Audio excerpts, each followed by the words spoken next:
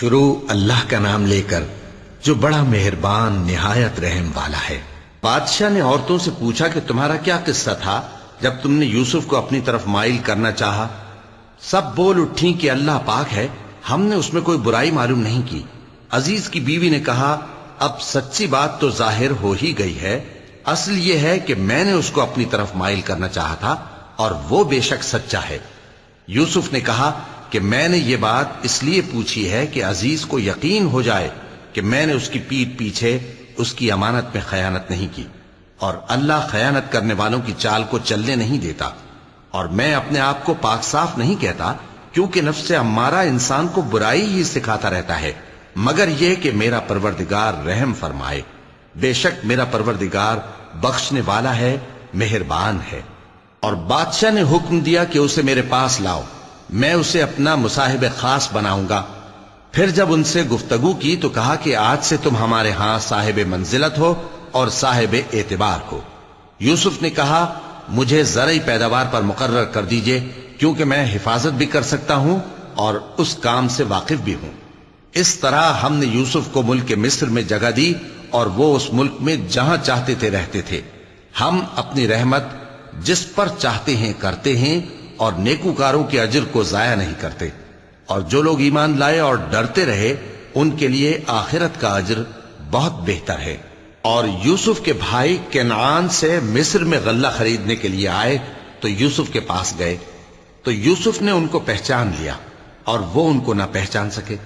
اور جب یوسف نے ان کے لیے ان کا سامان تیار کر دیا تو کہا کہ پھر آنا تو جو باپ کی طرف سے تمہارا ایک اور بھائی ہے اسے بھی میرے پاس لیتے آنا۔ کیا تم نہیں دیکھتے کہ میں ناب بھی پوری پوری دیتا ہوں اور مہمانداری بھی خوب کرتا ہوں؟ اب اگر تم اسے میرے پاس نہ لاؤ گے تو نہ تمہیں میرے ہاں سے غلہ ملے گا اور نہ تم میرے پاس ہی آ سکو گے۔ انہوں نے کہا کہ ہم اس کے بارے میں اس کے والد کو پھسلائیں گے اور ہم یہ کام کر کے رہیں گے۔ اور یوسف نے اپنے خدام سے کہا کہ ان کا سرمایہ یعنی غلے کی قیمت ان کے سامان میں رکھ دو۔ عجب نہیں کہ جب یہ اپنے اہل و عیال میں جائیں تو اسے پہچان لیں، اور عجب نہیں کہ یہ پھر یہاں آئے۔ بس جب وہ اپنے والد کے پاس واپس گئے تو کہنے لگے کہ ابا، ہمارے لیے غلے کی بندش کر دی گئی ہے، تو ہمارے ساتھ ہمارے بھائی کو بھیج دیجئے تاکہ ہم پھر غلہ لائیں اور ہم اس کے نگہبان ہیں۔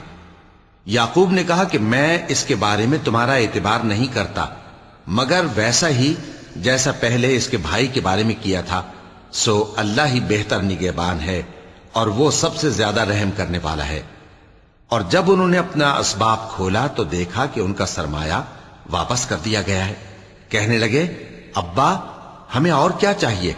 دیکھیے یہ ہماری پونجی بھی ہمیں واپس کر دی گئی ہے، اور ہم اپنے اہل و عیال کے لیے پھر غلہ لائیں گے اور اپنے بھائی کی نگہبانی کریں گے، اور ایک بار شتر زیادہ لائیں گے کہ یہ غلہ جو ہم لائے ہیں تھوڑا ہے۔ یعقوب نے کہا کہ جب تک تم اللہ کا عہد نہ دو کہ اس کو میرے پاس صحیح و سالم لے آؤ گے، میں اسے ہرگز تمہارے ساتھ نہیں بھیجنے کا، مگر یہ کہ تم گھیر لیے جاؤ یعنی بے بس ہو جاؤ تو مجبوری ہے۔ پس جب انہوں نے والد کو اپنا قول دیا تو یعقوب نے کہا کہ جو قول و قرار ہم کر رہے ہیں اس کا اللہ ضامن ہے، اور فرمایا کہ اے میرے بیٹو، ایک ہی دروازے سے داخل نہ ہونا بلکہ جدا جدا دروازوں سے داخل ہونا، اور میں اللہ کی تقدیر کو تو تم سے روک نہیں سکتا۔ بے شک حکم اللہ ہی کا ہے، میں اسی پر بھروسہ رکھتا ہوں، اور اہل توکل کو اسی پر بھروسہ رکھنا چاہیے۔ اور جب وہ ان مقامات سے داخل ہوئے جہاں جہاں سے داخل ہونے کے لیے ان کے والد نے ان سے کہا تھا، تو وہ تدبیر اللہ کے حکم کو ذرا بھی ٹال نہیں سکتی تھی۔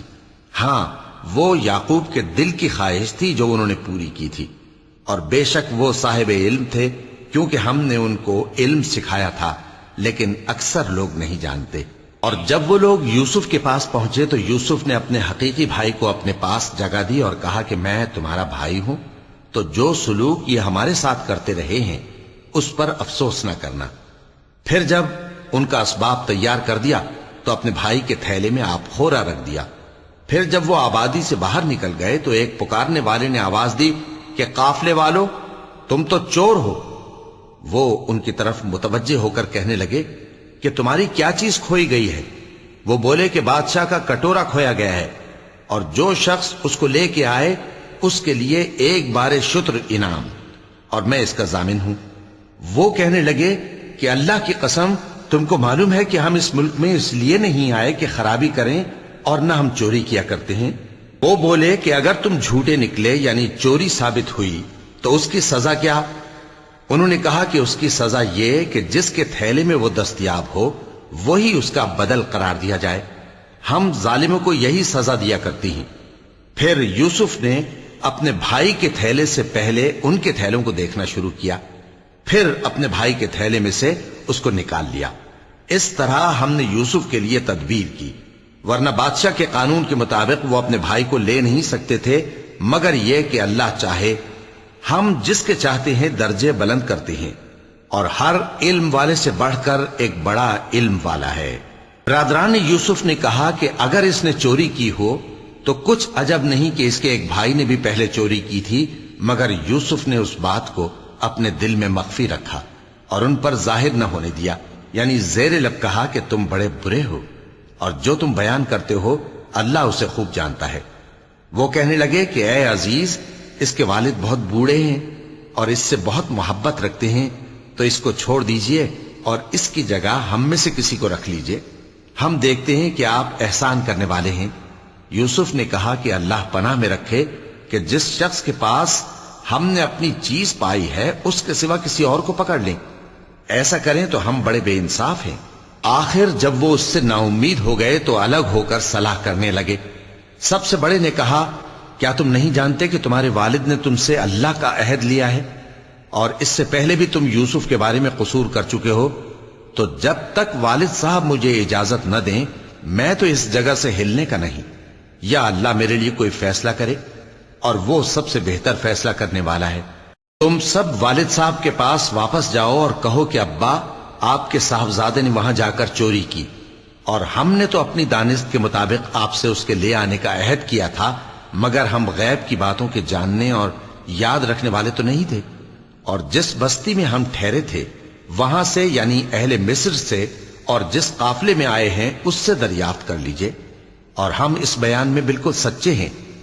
جب انہوں نے یہ بات یعقوب سے آ کر کہی تو انہوں نے کہا کہ حقیقت یوں نہیں ہے، بلکہ یہ بات تم نے اپنے دل سے بنا لی ہے، تو صبر ہی بہتر ہے۔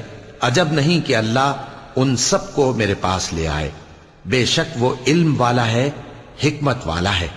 اور ان کے پاس سے چلے گئے اور کہنے لگے کہ ہائے افسوس یوسف پر، ہائے افسوس، اور رنج و الم میں ان کی آنکھیں سفید ہو گئیں اور ان کا دل غم سے بھر رہا تھا۔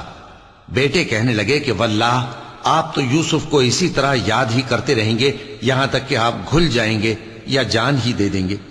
انہوں نے کہا کہ میں تو اپنے غم و اندوہ کا اظہار اللہ سے کرتا ہوں، اور اللہ کی طرف سے وہ باتیں جانتا ہوں جو تم نہیں جانتے۔ اے بیٹو، یوں کرو کہ ایک دفعہ پھر جاؤ اور یوسف اور اس کے بھائی کو تلاش کرو، اور اللہ کی رحمت سے نا امید نہ ہونا کہ اللہ کی رحمت سے تو کافر لوگ ہی نا امید ہوا کرتے ہیں۔ پھر جب وہ یوسف کے پاس گئے تو کہنے لگے کہ اے عزیز، ہمیں اور ہمارے اہل و عیال کو بڑی تکلیف ہو رہی ہے، اور ہم یہ تھوڑا سا سرمایہ لائے ہیں، آپ ہمیں اس کے عوض پورا غلہ دے دیجئے اور ہم پر خیرات کیجئے کہ اللہ خیرات کرنے والوں کو ثواب دیتا ہے۔ یوسف نے کہا، تمہیں معلوم ہے کہ جب تم نادانی میں پھنسے ہوئے تھے تو تم نے یوسف اور اس کے بھائی کے ساتھ کیا کیا تھا؟ وہ بولے، کیا واقعی تم ہی یوسف ہو؟ انہوں نے کہا، ہاں میں یوسف ہوں، اور بن یامین کی طرف اشارہ کر کے کہنے لگے، یہ میرا بھائی ہے، اللہ نے ہم پر بڑا احسان کیا ہے۔ جو شخص اللہ سے ڈرتا اور صبر کرتا ہے تو اللہ نیکوکاروں کا اجر ضائع نہیں کرتا۔ وہ بولے، اللہ کی قسم، اللہ نے تم کو ہم پر فضیلت بخشی ہے، اور بے شک ہم خطا کار تھے۔ یوسف نے کہا کہ آج کے دن تم پر کوئی ملامت نہیں، اللہ تم کو معاف کرے، اور وہ سب سے بڑھ کر رحم کرنے والا ہے۔ یہ میرا کرتا لے جاؤ، پھر اسے والد صاحب کے منہ پر ڈال دینا تو وہ بینا ہو جائیں گے، اور اپنے تمام اہل و عیال کو میرے پاس لے آؤ۔ اور جب قافلہ مصر سے روانہ ہوا تو ان کے والد کہنے لگے کہ اگر مجھ کو یہ نہ کہو کہ بوڑھا بہک گیا ہے تو مجھے تو یوسف کی بو آ رہی ہے۔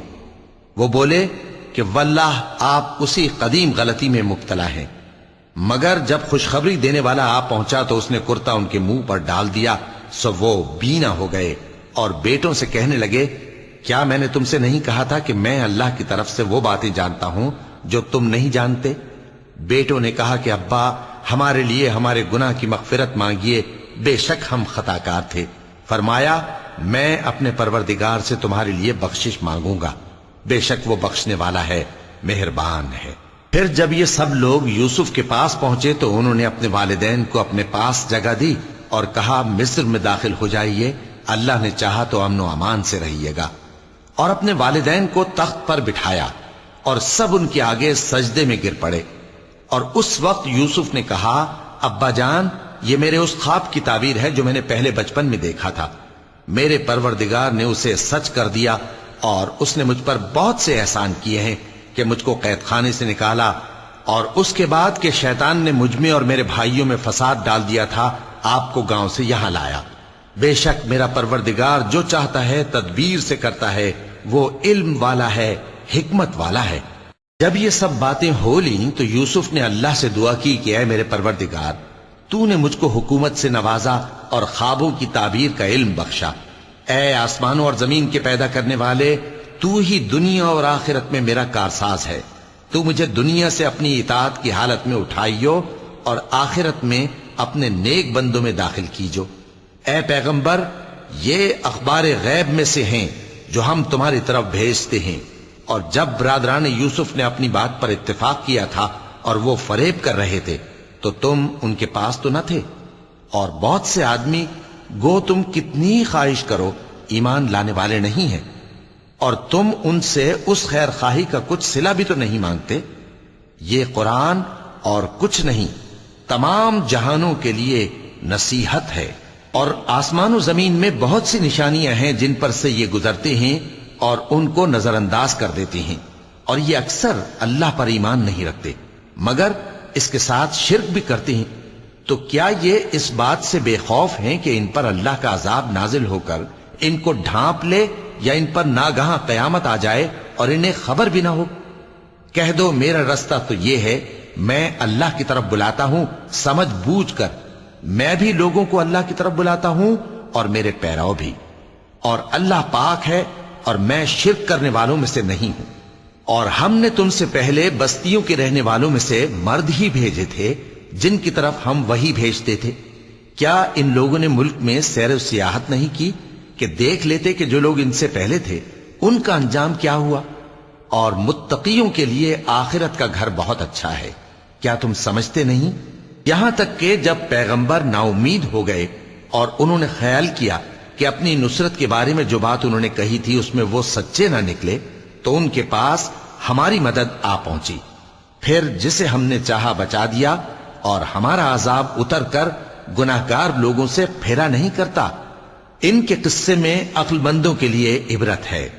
یہ قرآن ایسی بات نہیں ہے جو اپنے دل سے بنائی گئی ہو، بلکہ جو کتابیں اس سے پہلے نازل ہوئی ہیں ان کی تصدیق کرنے والا ہے اور ہر چیز کی تفصیل کرنے والا، اور مومنوں کے لیے ہدایت اور رحمت ہے۔ شروع اللہ کا نام لے کر جو بڑا مہربان نہایت رحم والا ہے۔ الف لام میم را۔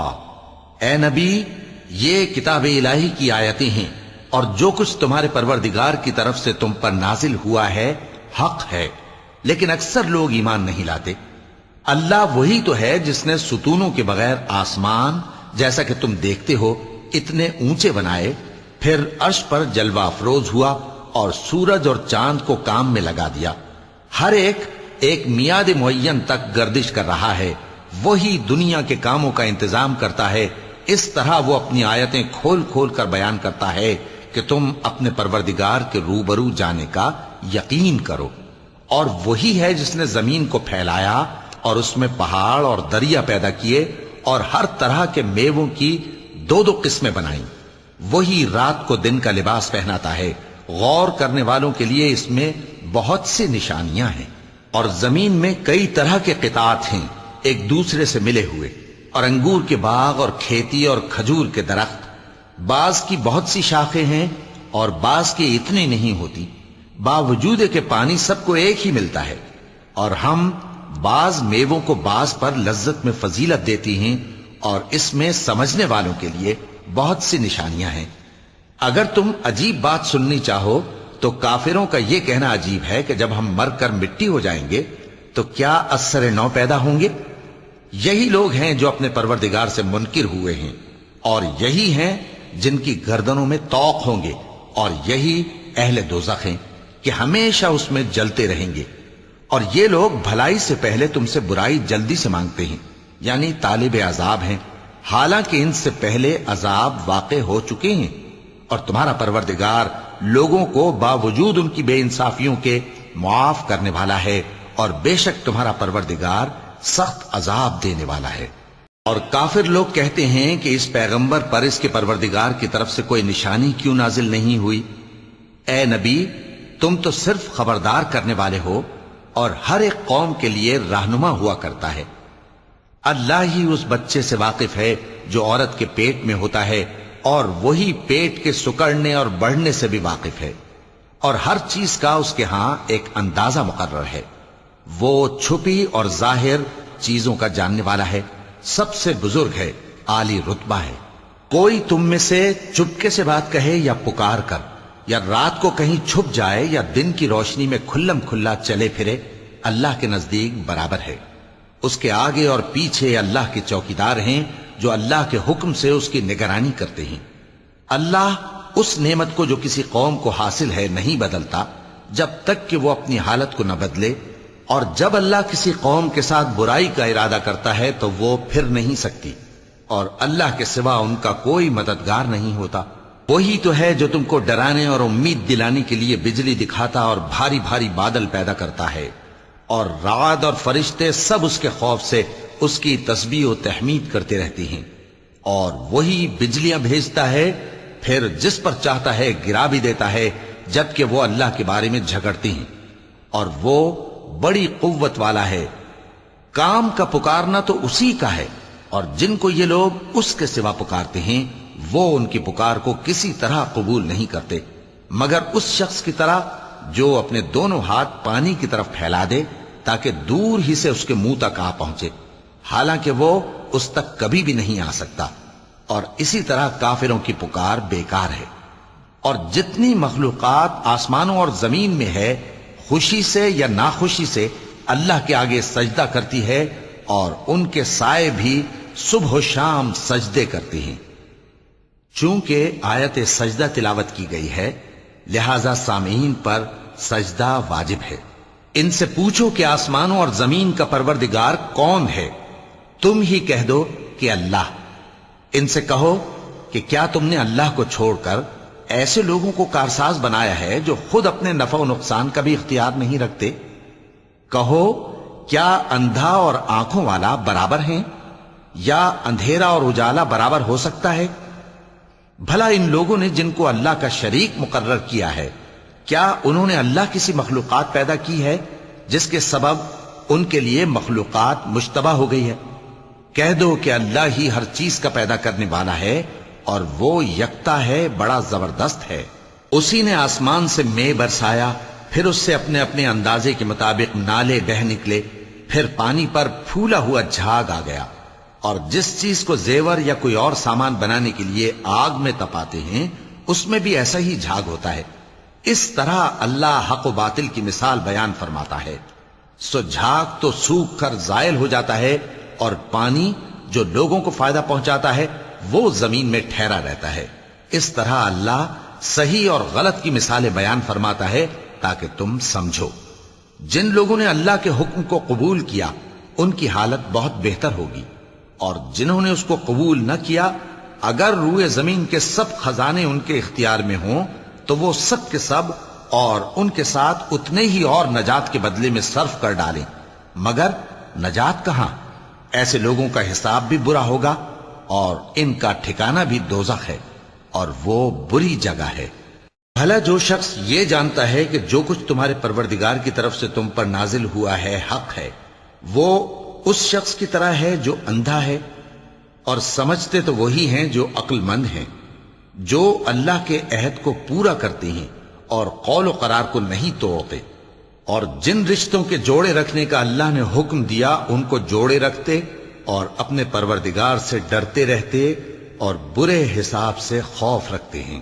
اور جو اپنے پروردگار کی خوشنودی حاصل کرنے کے لیے مصائب پر صبر کرتے ہیں اور نماز پڑھتے ہیں، اور جو مال ہم نے ان کو دیا ہے اس میں سے پوشیدہ اور ظاہر خرچ کرتے ہیں اور نیکی سے برائی کو دور کرتے ہیں، یہی لوگ ہیں جن کے لیے عاقبت کا گھر ہے، یعنی ہمیشہ رہنے کے باغات جن میں وہ داخل ہوں گے، اور ان کے باپ دادوں اور بیویوں اور اولاد میں سے جو نیکوکار ہوں گے وہ بھی بہشت میں جائیں گے، اور فرشتے بہشت کے ہر ایک دروازے سے ان کے پاس آئیں گے اور کہیں گے تم پر سلام ہو، یہ تمہاری ثابت قدمی کا بدلہ ہے، اور عاقبت کا گھر خوب گھر ہے۔ اور جو لوگ اللہ سے پختہ عہد کر کے اس کو توڑ ڈالتے اور جن رشتوں کے جوڑے رکھنے کا اللہ نے حکم دیا ہے ان کو قطع کر دیتے اور ملک میں فساد کرتے ہیں، ایسوں پر لعنت ہے اور ان کے لیے برا انجام ہے۔ اللہ جس کا چاہتا ہے رزق فراخ کر دیتا ہے اور جس کا چاہتا ہے تنگ کر دیتا ہے، اور کافر لوگ دنیا کی زندگی پر خوش ہو رہے ہیں، اور دنیا کی زندگی آخرت کے مقابلے میں بہت تھوڑا سامان ہے۔ اور کافر کہتے ہیں کہ اس پیغمبر پر اس کے پروردگار کی طرف سے کوئی نشانی کیوں نازل نہیں ہوئی؟ کہہ دو کہ اللہ جسے چاہتا ہے گمراہ کرتا ہے، اور جو اس کی طرف رجوع ہوتا ہے اس کو اپنی طرف کا رستہ دکھاتا ہے، یعنی ان کو جو ایمان لاتے اور جن کے دل اللہ کی یاد سے آرام پاتے ہیں ان کو۔ اور سن رکھو کہ اللہ کی یاد سے ہی دل آرام پاتے ہیں۔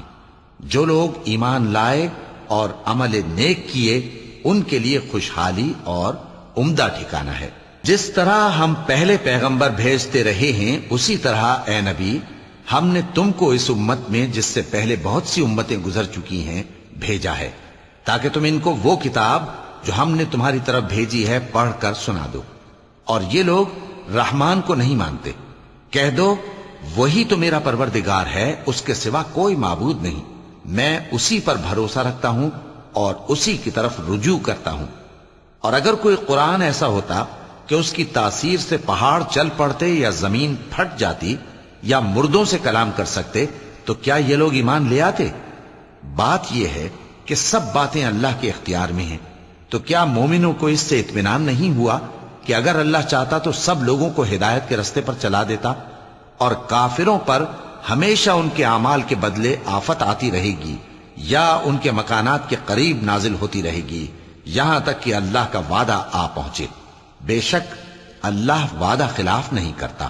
اور تم سے پہلے بھی رسولوں کے ساتھ تمسخر ہوتے رہے ہیں، تو میں نے کافروں کو مہلت دی، پھر میں نے ان کو پکڑ لیا، سو دیکھ لو کہ میرا عذاب کیسا رہا۔ تو کیا وہ جو ہر شخص کے اعمال کا نگراں و نگہبان ہے وہ بتوں کی طرح بے علم و بے خبر ہو سکتا ہے؟ اور ان لوگوں نے اللہ کے شریک مقرر کر رکھے ہیں، ان سے کہو کہ ذرا ان کے نام تو لو۔ کیا تم اسے ایسی چیزیں بتاتے ہو جو روئے زمین پر ہیں اور اسے معلوم نہیں، یا تم لوگ محض سطحی بات کی تقلید کرتے ہو؟ اصل یہ ہے کہ کافروں کو ان کے فریب خوبصورت معلوم ہوتے ہیں اور وہ ہدایت کے رستے سے روک لیے گئے ہیں، اور جسے اللہ گمراہ رہنے دے اسے کوئی ہدایت کرنے والا نہیں۔ ان کو دنیا کی زندگی میں بھی عذاب ہے اور آخرت کا عذاب تو بہت ہی سخت ہے، اور ان کو اللہ کے عذاب سے کوئی بھی بچانے والا نہیں۔ جس جنت کا پرہیزگاروں سے وعدہ کیا گیا ہے اس کی شان یہ ہے کہ اس کے نیچے نہریں بہ رہی ہیں، اس کے پھل ہمیشہ باقی رہنے والے ہیں اور اس کے سائے بھی۔ یہ ان لوگوں کا انجام ہے جو متقی ہیں، اور کافروں کا انجام دوزخ ہے۔ اور جن لوگوں کو ہم نے کتاب دی ہے وہ اس کتاب سے جو تم پر نازل ہوئی ہے خوش ہوتی ہیں، اور بعض فرقے اس کی بعض باتیں نہیں بھی مانتے۔ کہہ دو کہ مجھ کو یہی حکم ہوا ہے کہ اللہ ہی کی عبادت کروں اور اس کے ساتھ کسی کو شریک نہ بناؤں، میں اسی کی طرف بلاتا ہوں اور اسی کی طرف مجھے لوٹنا ہے۔ اور اسی طرح ہم نے اس قرآن کو عربی زبان کا فرمان بنا کر نازل کیا ہے، اور اگر تم علم آ جانے کے بعد ان لوگوں کی خواہشوں کے پیچھے چلو گے تو اللہ کے سامنے کوئی نہ تمہارا مددگار ہوگا اور نہ کوئی بچانے والا۔ اور اے نبی ہم نے تم سے پہلے بھی پیغمبر بھیجے تھے اور ان کو بیویاں اور اولاد بھی دی تھیں، اور کسی پیغمبر کے اختیار کی بات نہ تھی کہ اللہ کے حکم کے بغیر کوئی نشانی لے آتا۔ ہر حکم قضا کتاب میں لکھا ہوا ہے، اللہ جس چیز کو چاہتا ہے مٹا دیتا ہے اور جس کو چاہتا ہے باقی رکھتا ہے، اور اسی کے پاس اصل کتاب ہے۔ اور اگر ہم کوئی عذاب جس کا ان لوگوں سے وعدہ کرتے ہیں تمہیں دکھائیں، یعنی تمہارے روبرو ان پر نازل کریں، یا تمہاری مدت حیات پوری کر دیں، یعنی تمہارے انتقال کے بعد عذاب بھیجیں، تو تمہارا کام ہمارے احکام کا پہنچا دینا ہے اور ہمارا کام حساب لینا ہے۔ کیا انہوں نے نہیں دیکھا کہ ہم زمین کو اس کے کناروں سے گھٹاتے چلے آ رہے ہیں؟ اور اللہ جیسا چاہتا ہے حکم کرتا ہے، کوئی اس کے حکم کا رد کرنے والا نہیں، اور وہ جلد حساب لینے والا ہے۔ جو لوگ ان سے پہلے تھے وہ بھی بہتیری تدبیریں کرتے رہے ہیں، سو تدبیر تو سب اللہ ہی کی ہوتی ہے۔ ہر شخص جو کچھ کر رہا ہے اللہ اسے جانتا ہے، اور کافر جلد معلوم کر لیں گے کہ آخرت میں اچھا انجام کس کے لیے ہوتا ہے۔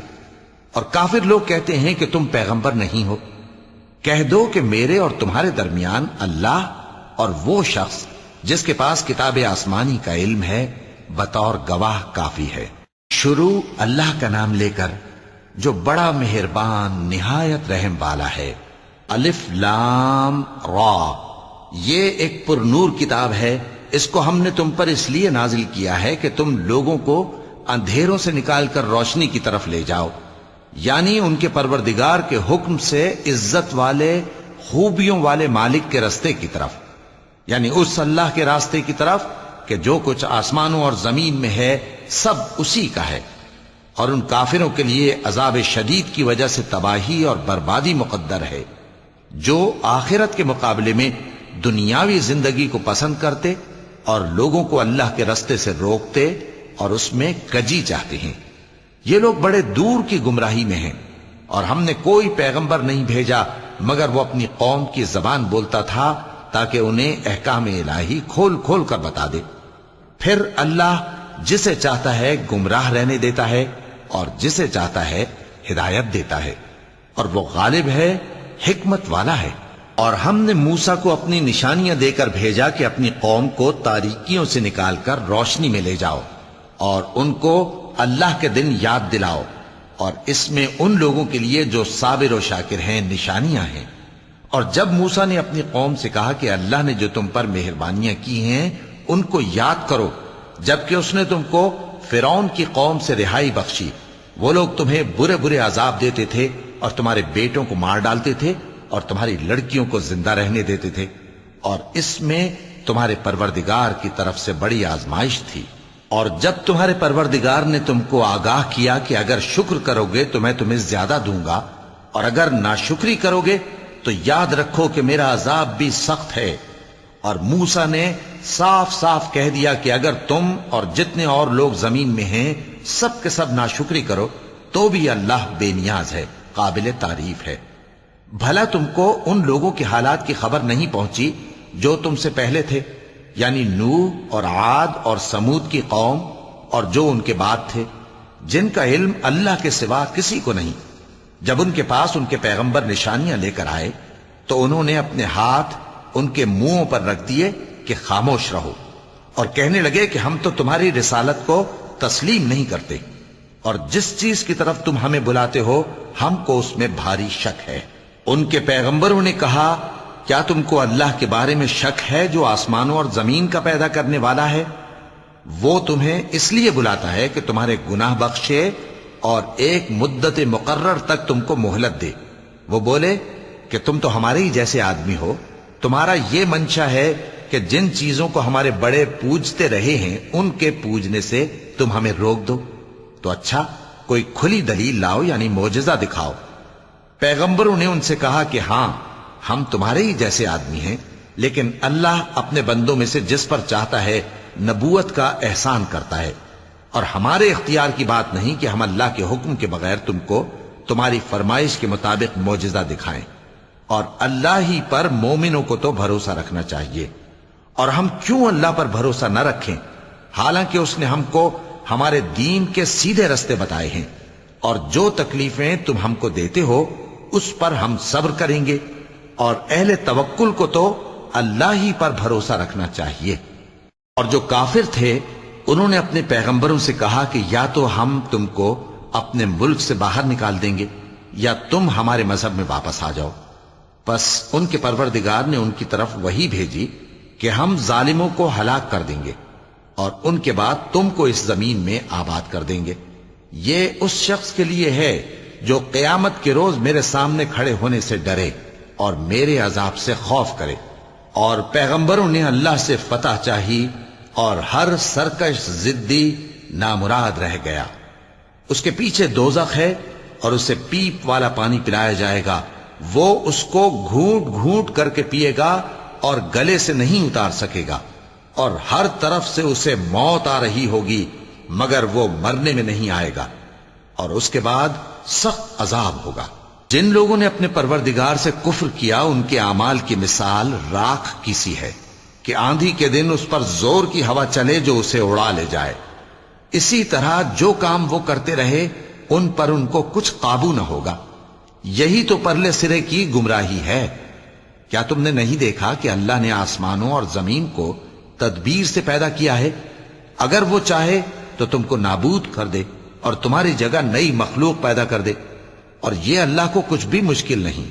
اور قیامت کے دن سب لوگ اللہ کے سامنے کھڑے ہوں گے تو غریب پیروکار بڑے بن بیٹھنے والوں سے کہیں گے کہ ہم تو تمہارے پیرو تھے، کیا تم اللہ کا کچھ عذاب ہم پر سے دفع کر سکتے ہو؟